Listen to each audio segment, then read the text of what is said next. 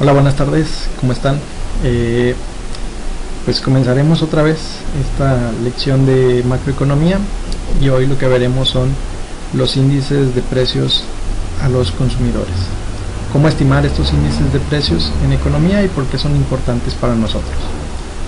Pues bien, vamos a señalar que existe un índice de precios para los consumidores y que esa va a ser una medida del promedio de precios que pagan los consumidores por una canasta o una cesta de bienes y servicios. Y bueno, vamos a ver un poco más adelante que estos índices de precios para los consumidores tienen una base, siempre tienen una base que es igual a 100 puntos en este periodo base, que en la actualidad, si tomamos en cuenta los censos económicos, las cifras económicas de INEGI, es el año 2008. Bueno, entonces para elaborar estos índices de precios requerimos de tres pasos bastante sencillos. Algunos de estos pasos tienen otros pasos adicionales, pero vamos a resumirlo en que primero hay que seleccionar una canasta de consumo que sea representativa. Luego tenemos que aplicar una encuesta de precios con una periodicidad, que en este caso sería para nuestro país una periodicidad mensual. Y finalmente se calcula este índice de precios para los consumidores. Pues bueno, ¿qué sería para nosotros una canasta de consumo representativa si es una cesta de bienes? Para saber eso, lo que nosotros realizamos en este país es pues una encuesta. Encuestar, ahorita vamos a ver a quiénes se encuestan o a qué hogares se encuestan, pero dentro de estas encuestas que se lanzan a las personas, lo que vemos es en qué gastan en promedio todas esas personas.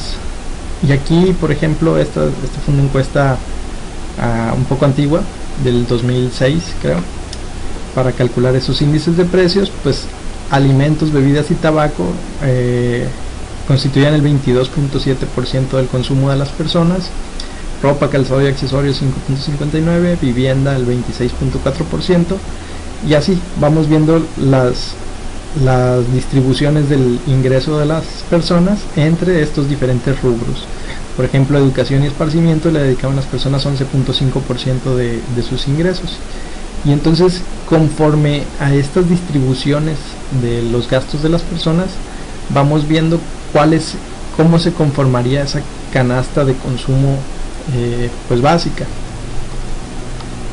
Y para seleccionar esa canasta de consumo, por ejemplo, ahorita veíamos alimentos, bebidas y tabaco constituyen el 22.7%, y de todo eso se seleccionan pues una lista muy larga de bienes, que son 80 en la actualidad, entre 80 y 100. Aquí tenemos algunos de esos bienes, no puedo presentarles todos por cuestiones de espacio en estas diapositivas, pero si vemos ¿qué es lo que constituye una canasta de consumo representativa? Pues bueno, aquí están aceites y grasas vegetales, arroz, azúcares, café soluble, tostado, frijol,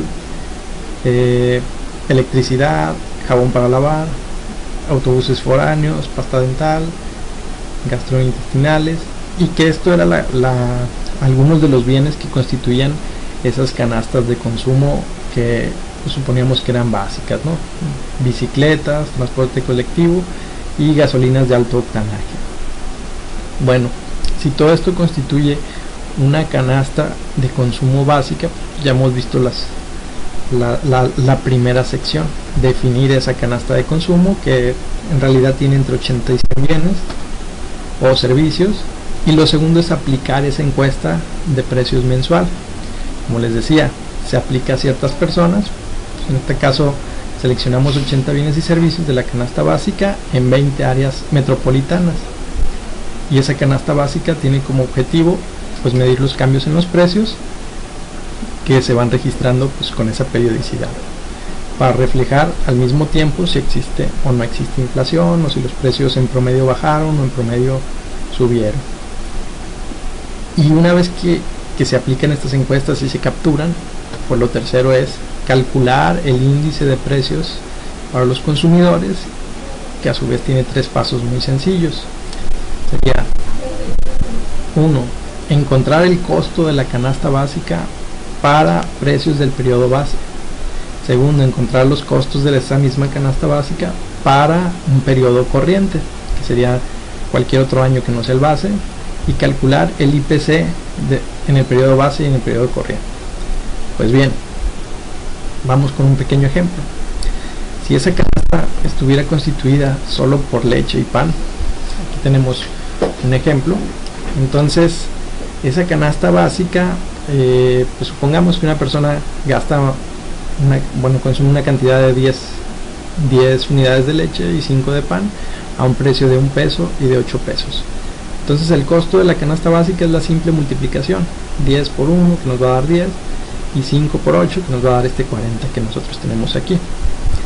Y al mismo tiempo, pues vamos a tener la leche en el segundo periodo por su precio, y el pan por su precio, y tenemos que el costo de la canasta básica en ese segundo periodo pues es de 70 unidades, mientras que en el primer periodo fue de 50 unidades.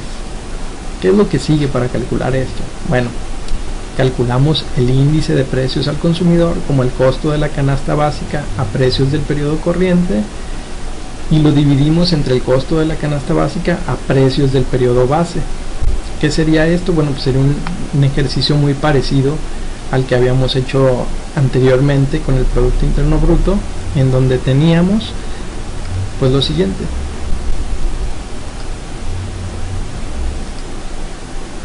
Pues bien, como les comentaba, pues aquí tenemos el mismo ejercicio, solo que lo estamos viendo en Excel.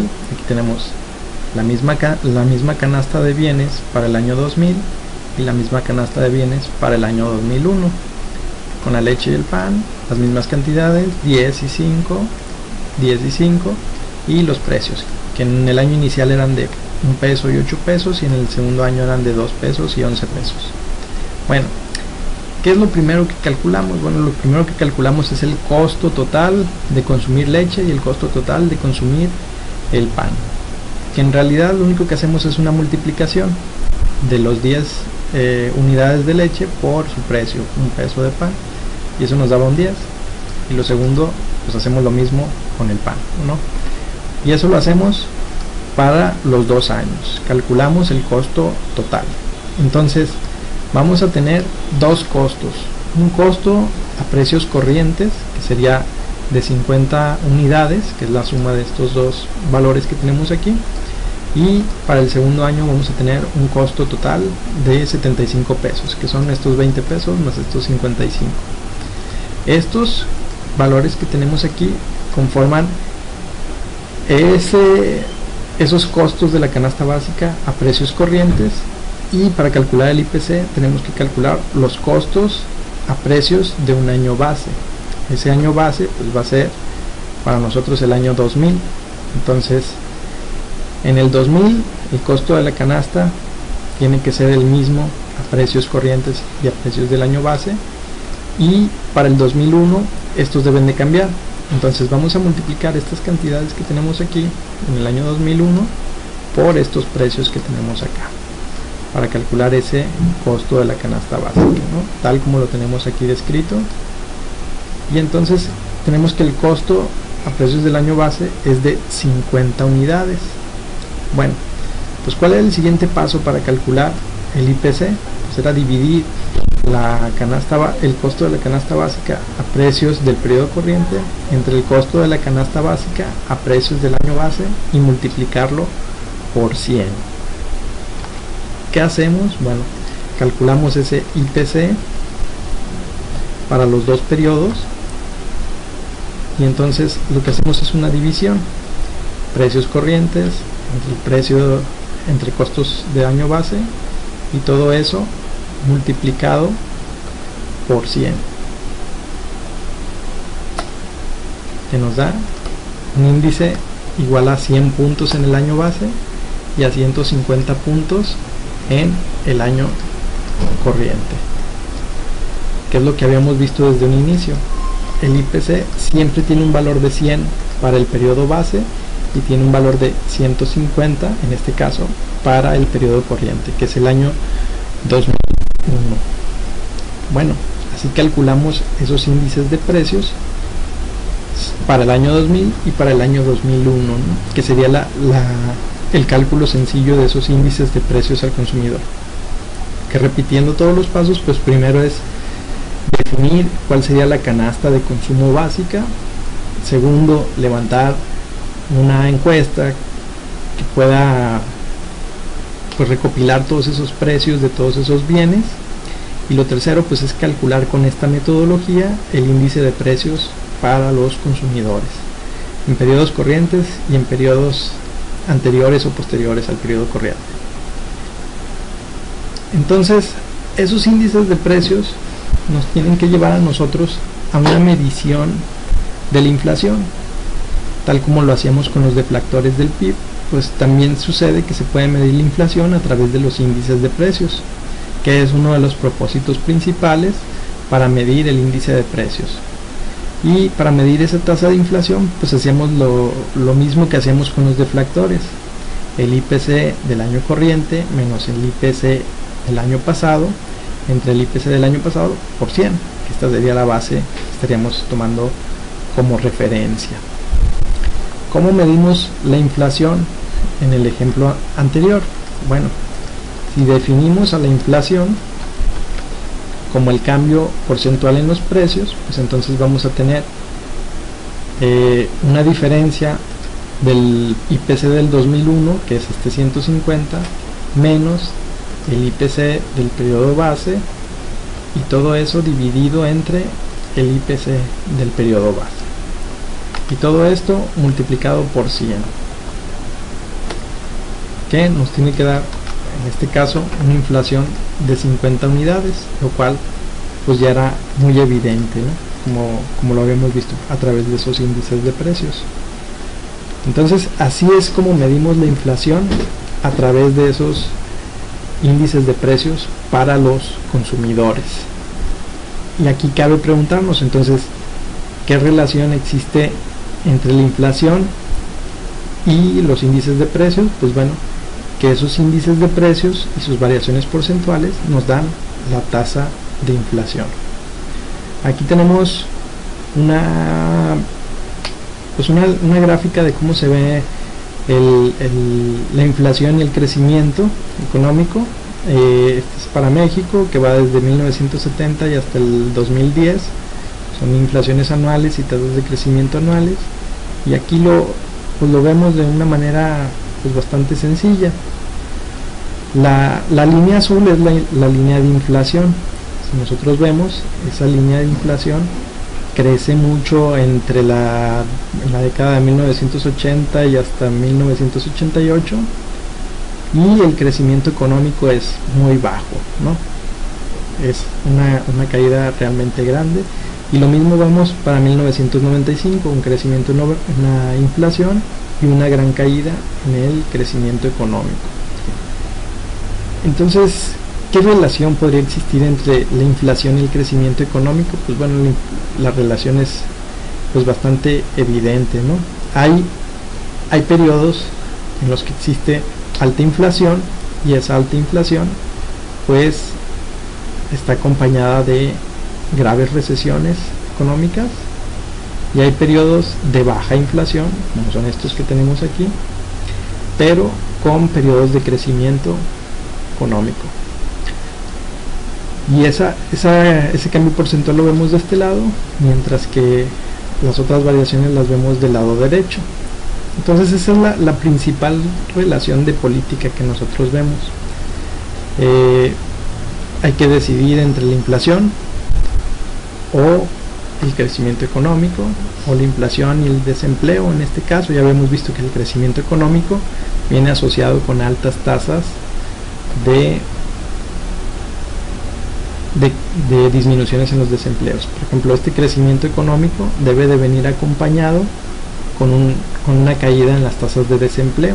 Entonces, cuando hay desempleo relativamente bajo, pues la inflación o el crecimiento económico pues tiene una tendencia contraria. Entonces, ¿cuáles serían los puntos negativos para calcular los índices de precios para los consumidores? Pues bueno, existe un sesgo en la selección de bienes nuevos, existe un sesgo por cambio en la calidad y existe un sesgo por sustitución de artículos y por sustitución de tiendas. ¿A qué me refiero con esto? El segundo paso para calcular el índice de precios a los consumidores era levantar una encuesta. Pues bien, esa encuesta se lanza de manera periódica, pues cada que va transcurriendo el tiempo, cada determinados años se lanzan nuevos bienes a los mercados, y esos bienes en ocasiones pues pueden ser nuevos artículos básicos de consumo. Por ejemplo, en estos años pues el internet debería de ser un servicio de consumo muy básico, y entonces esos son bienes nuevos que tal vez no se estén reflejando del todo con respecto a los años que estaban, por ejemplo, antes del 2000, y ese sesgo por bienes nuevos no lo está cuantificando este índice de precios al consumidor. Es algo que deberíamos de tomar siempre en cuenta. Lo segundo es, existe un sesgo por cambios en la calidad. Aquí nos referimos a la calidad de los bienes. Por ejemplo, una computadora de hoy no es igual que una computadora de hace 15 años. La velocidad de los procesadores y los adelantos tecnológicos la hacen tener una cierta calidad que en el pasado no se tenía. Generalmente eso sucede con los bienes que llevan más adelantos tecnológicos, ¿no? Los celulares podrían ser otro ejemplo muy claro sobre esto. Y después hay un problema un poco más grave, que es la sustitución de artículos. En ocasiones lo que cambia son las presentaciones de los artículos. Por ejemplo, si antes se vendía un tubo de pasta dental de 80 gramos, y ahora no lo venden de 80 gramos sino de 65 gramos, pues qué precio registramos para esos bienes. Entonces no hay una sustitución tan clara. Que se podría hacer es pues medir en forma porcentual, pues bueno, cuántos son 65 gramos entre 80 que eran originalmente, y cuál es ese nuevo precio que nosotros estamos viendo, y calcular un precio promedio. Pero en realidad no hay algo que nos diga cuál sería la sustitución perfecta para esos nuevos artículos. Y si esos artículos cambiaron de presentación, pues bueno, cambiaron de presentación, pero los precios se deben de registrar de alguna manera. Entonces es otro de los sesgos en el índice de precios al consumidor. Y finalmente existe la sustitución de tiendas. Generalmente los encuestadores van a las mismas tiendas cada periodo, porque en las tiendas, si nosotros las mantenemos fijas, pues debemos observar con mayor claridad cuál es el cambio en los precios que se están dando.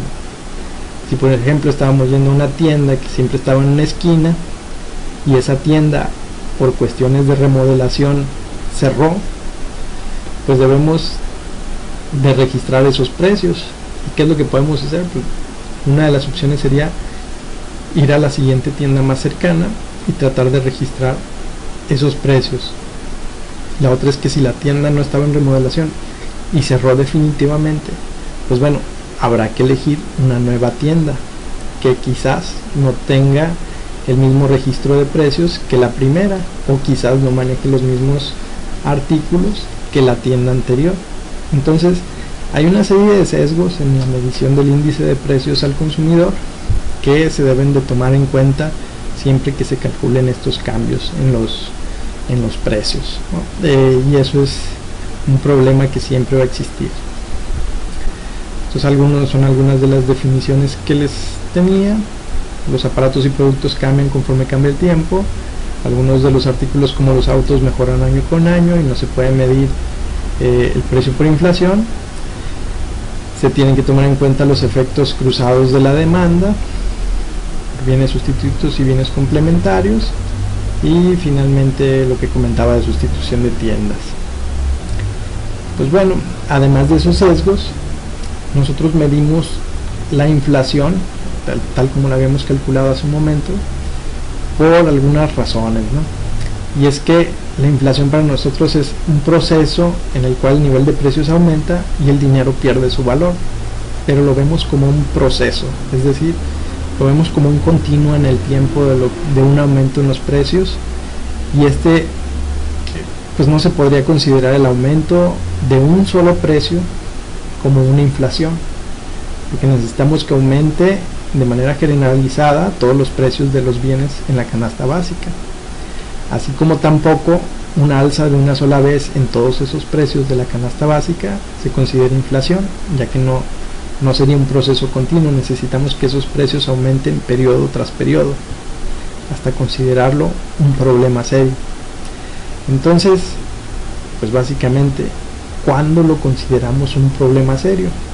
Habría que establecer un límite, y esos límites pues en nuestro país los establece el Banco Central o Banxico, que ellos con su política monetaria pues deciden cuál es el nivel de inflación que pueden o que no pueden sostener.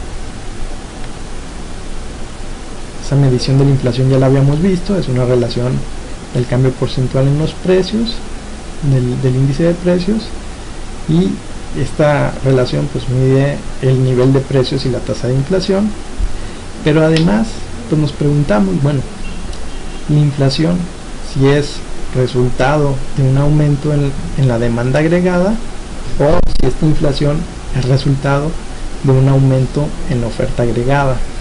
Es decir, esta inflación se debió a choques que provienen por parte de los agentes económicos que demandan cada vez más bienes y servicios, o esta inflación vino como resultado de un aumento en los costos de las empresas para producir los mismos bienes.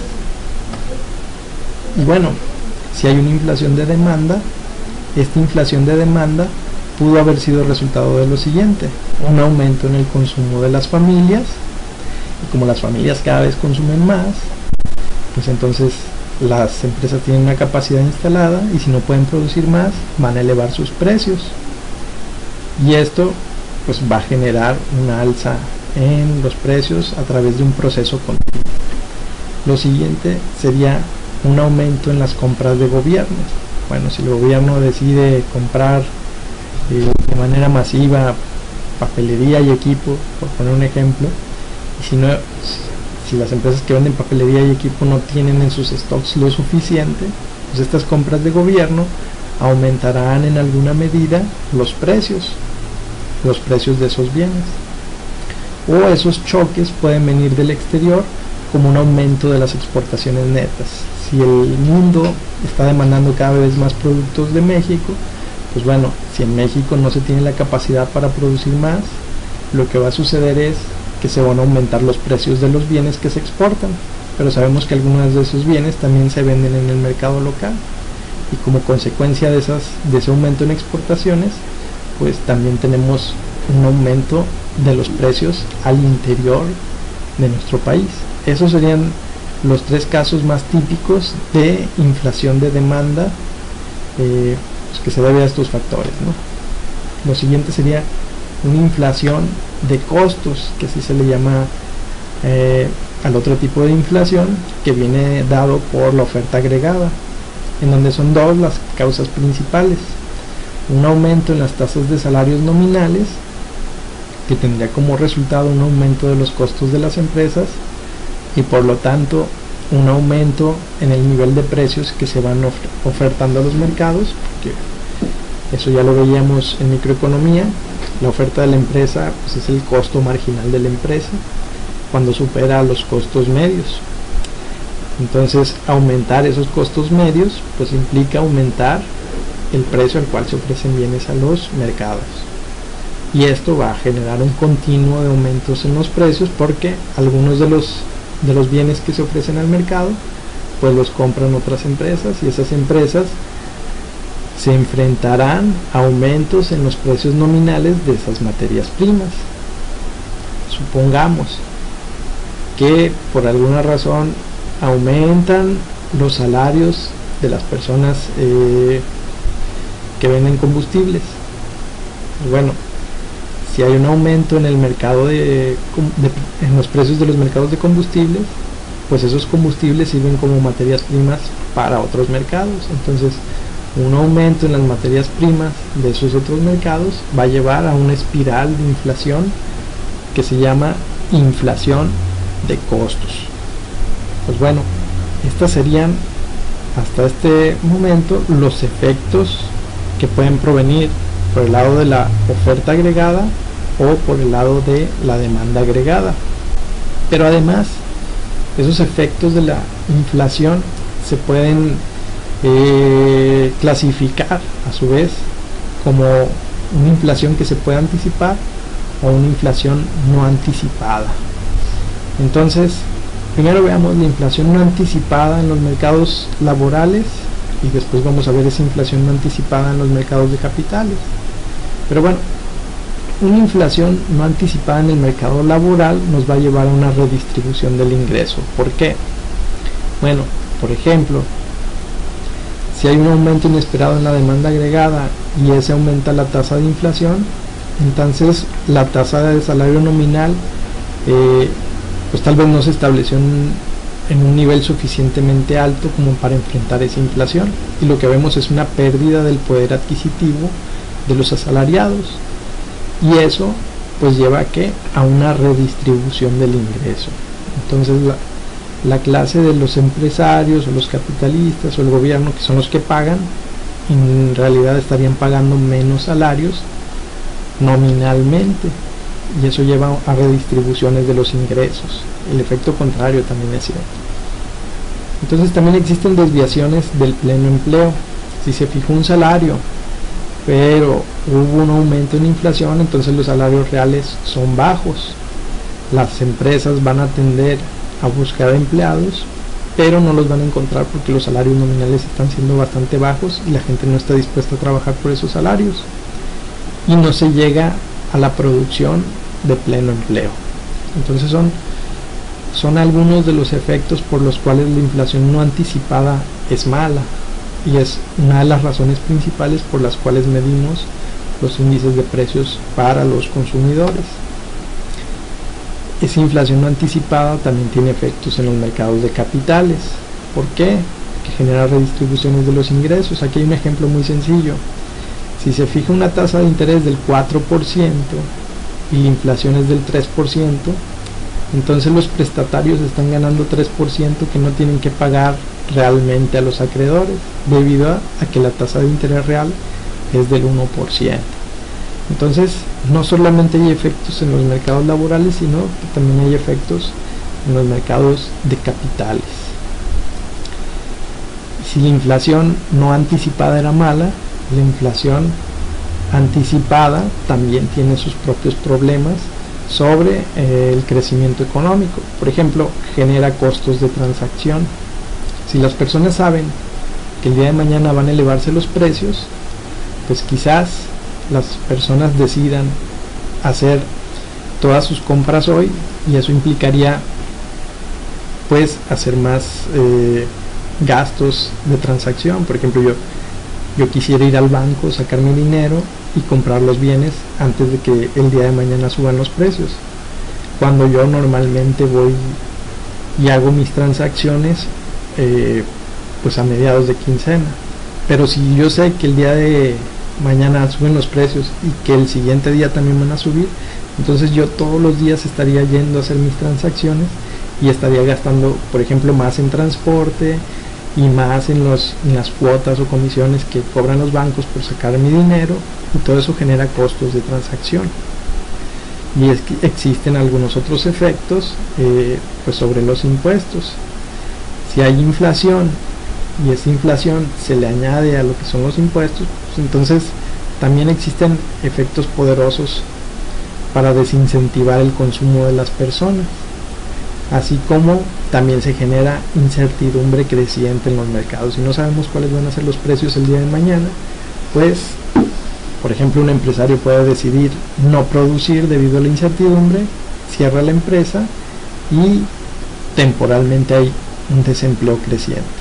Entonces estos costos de la inflación anticipada y no anticipada pues son graves y son los que tratamos de anticipar a través de las mediciones del del índice de precios a los consumidores. Pues hasta aquí la lección de hoy. Espero que haya servido, espero que haya sido pues bastante productiva.